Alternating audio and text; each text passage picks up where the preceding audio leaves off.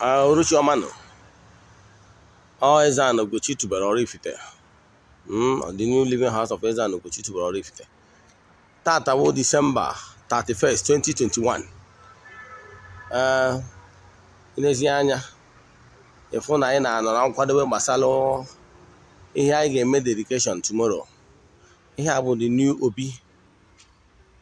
Obi ezumezu Eze-Ana Ugochi tubelu oraifite.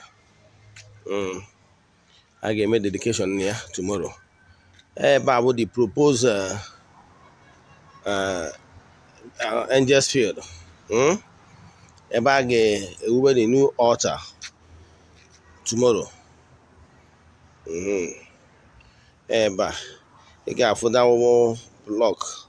Yes, ebe a the exact place a ga-erate that altar. Ebe a niile na-afụsi wee gawa. Ha niile bụ fall within the flower, the Angels Garden. Yes, ị ga-afụ anyị bidogo flower plantation. Yes, flower. Yeah, flower na-akpọ marigold. Marigold, marigold flower. Ị ga-afụzi ihe niile azọrọ ebe a nwere ihe apụtalụ. In as much as the natural flowers that still have medicinal values. Yes, marigold is a very unique flower. Yes, highly spiritual value. It's highly spiritual value. Naturally, a broad flower and then what kind of Nigeria, but I got it. So with time, Bobby don't flower, yellow flowers. Even we can got here of my that marigold. Then I can go on the nursery. It's not some nursery flowers. There's a man not dry season now. So by rainy season, we're able to put it in shape. We have for now. Yeah, with the borehole that is sunk at the Angels Field Arena. So yes, I messed about the plantation into the flower garden. Here, Batalia Bona tomorrow. I can make consecration this particular place. So the whole event. After the whole event, then a landscape went to a garden of ma about where measure the flower ridges. So in maybe in weeks or months time, I said I this flower Angels Field. You can do more ever. So yes, you got for tap mmiri dị ebe a. Ebe a ka ebe ndị mmadụ ga na-abịa ekuru mmiri. When I got this particular borehole was inspired. That's why I will sing this borehole. In future, about a healing water to people visiting the temple. Yes. Mmiri a ga-eji wee na-alụ ọrụ ịtụnanya dị iche iche.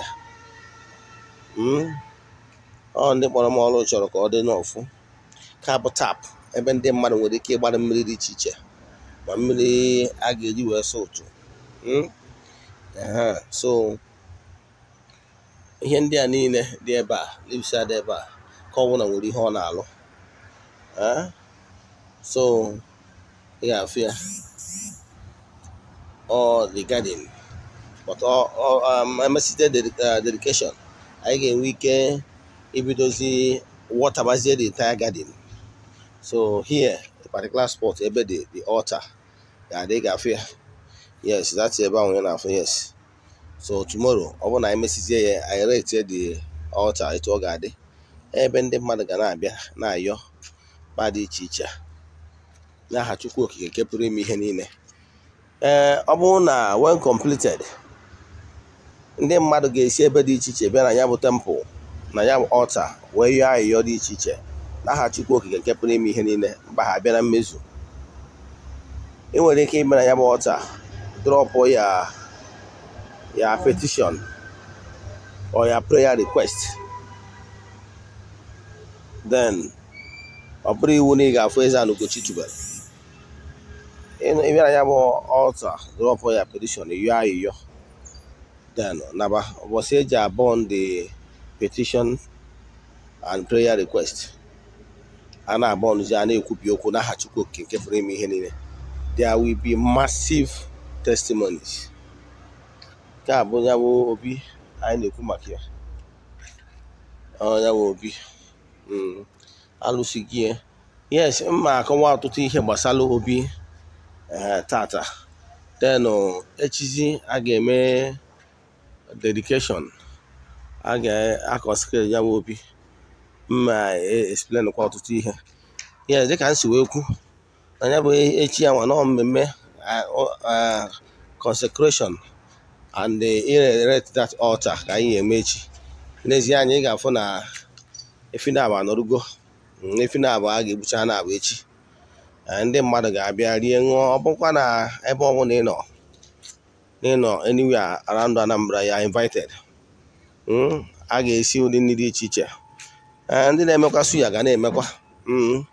Ị bịa New Year event.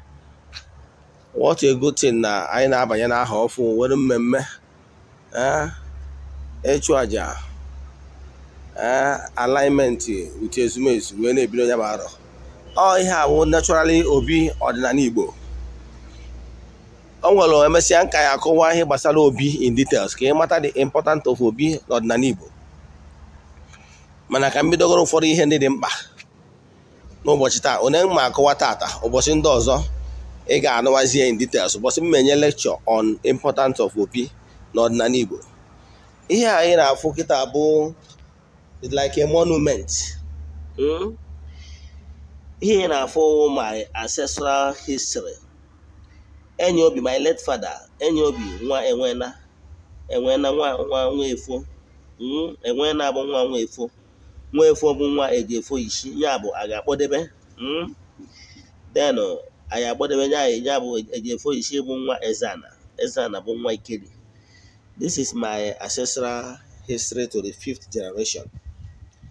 Now, ọ bụrụ na anyị batazie, ị ga-afụzi na ya bụ obi. Ya bụ obi enwere ọtụtụ ihe ndị ga-adị na ya. Mana echi ị ga-afụzi na ya bụ etu ọ dị kịta emebere consecration. Mana ọ bụrụ na echi emesịa ya, ị ga-afụzi na ọ ga-eyizi ihe dị iche. Yes, ọ ga-eyizi ihe dị iche ma o ruo echi. Then this particular spot bụ ebe obi Eze-Ana Ugochi tubelu. Ebe a ka oche m ga-adị. Ya bụ oche adịghị already, mana this particular spot bụ ebe oche m ga-adị. Ebe ndị a bụ ebe and my chieftaincy artifacts ga-adị. That belongs to Eze-Ana. Then ihe ndị a niile bụ ihe ndị ga-ahụ ka bụ the exit. Then ụbọchị mma akọwazi ihe gbasara obi, mana ka m gọrọ okwu n'ala ka ịhụta obi na-enwe mkpata na ọpụpụ. Ifuna ọpụpụ, coming in and exit. Etu a ka ihe mmụọ dị. Ọnya gbata na-abịagoro na agwụ na-enwe mbata agwụ na ọpụpụ agwụ. Ọnya maka this house ị na-afụ ebe a na-adị n'obi nkwado ihe omimi, maka na ụmụ mmụọ ga na-aba na-apụta apụta. Ya this exact place ị na-afụ ebe a ka a ga-anọ obi ezumezu, the artifact ga-adị. Ya bụ ihe artifact that is okpesi ezumezu ndị ichie ga-adị ebe a. Ikenga ezumezu ndị ichie ga-adịkwazi ebe a. Enwere some sacred things ga-adị ya like ọfọ Eze-Ana ga-adị ya. Ụmụ ụkọ bụ ndị anjelu nke Chukwu, ndị na-agba ụkọ n'ubi. Ghọtara ya? Ya bụ ndị anjelu nke Chukwu, ndị na-eje eje, ndị na-ana ana. Ụmụ ihe ọkpụtọrọkpụ a bụ ihe ndị a ga-edebesi ebe a. mana ha dịbere kịta maka na echi ka a ga-eme ya consecration. Emesịa consecration ewee install ha ebe a, nke bụ na mmadụ nwere ike ịnọ ebe ọbụla ọ nọ cheta obi ezumezu a wee ya ayọ ihe ọ nyere abịa na mmezu. Ebe ọbụla ị nọkwa na ọdịnala Igbo, mgbe ọbụla for any reason je wee bute gị n'obi Ugochi tụrụ na temple, ọgba obi wee nye mmadụ niile, ị nwekwara ike ịbịa na ya nwe obi wee ya ayịyọ. So echi mmewetakwara ya the update mgbe a ga-eme after the installation. Holu ndị anyị na-afụ ebe ụmụ mmụọ si ya apụ na-abata, maka ụmụ mmụọ na-ada awa ọrụ ha. So oluzie echi mmedekwa update ebe ọ bụla ị nọ, enwere ike isonyere anyị na ya bụ mmemme nke na-aga n'iru na Eze-Ana Ugochi tubelu that dedication anyị kwuru maka ya. Ụbọchị anyị ga-ekwubiri ndị mmadụ okwu n'ụzọ dị iche iche n'aha Chukwu Okike nke pụrụ ime ihe niile, wee yọọ ọkachi dị mma dị n'isi ndị mmadụ na ụmụ ọdịnala. So ị nwekwara ike isonyere anyị ọ bụrụ na ị chọrọ iso na ndị a ga-ekwubiri okwu na ya bụ echi a ga-eme the consecration of the all new altar. Send them message na WhatsApp ka m gwa gị ihe ị kwesịrị ime na etu ị ga-esi wee sonye na ya bụ mmemme. Echefukwara na January 5th wee ruo na January 18th 14 days rituals anyị na-eme kwa ọnwa ọbụla, na nke ọnwa January ga-ebido na 5th of January. Ọ bụkwa na ị chọrọ isonye na mmemme dị n'ọfụ, sendekwara m meseji gwa m na ị chọrọ isonye na ya bụ mmemme. Ya gazienụ, ọkwa ajụjụ ị nwere jụọ. Aka m bụkwa onye nke gị, Ogbuefi Eze-Ana Ugochi tubelu na oraifite, onye isi nchụaja Ugochi tubelu Odinana temple. Anyị na-agba afa miri emi, lụkwazi ọrụ mmụọ dị iche iche. Abụkwazi m onye isi Odinana restoration prayer ministry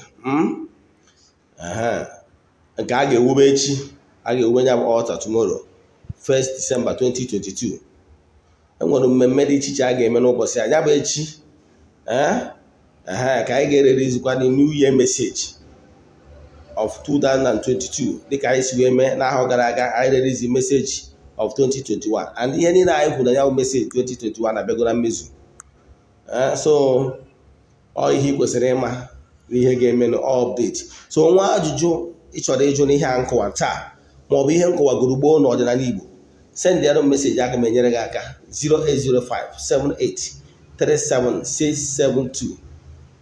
Eze-Ana Ugochi tubelu oraifite gbafa m. Daalụnụ. Ya bụ mmemme echefukwara na echi bụ January 1st 2022 ka a ga-consecrate obi a.